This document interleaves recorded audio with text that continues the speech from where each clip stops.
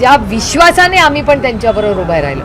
आम्ही ऑपरेशन सिंदूरच्या वेळेस का सरकारबरोबर ताकदीने उभं राहिलो, कारण का आम्हाला वाटत होतं की भारतावर हल्ला झालाय, सगळं राजकारण बाजूला, 26 कुटुंब आपण गमावली आहेत, आपले 26 लोक, आणि ह्या आतंकवाद्यांना थारा देता कामा नये.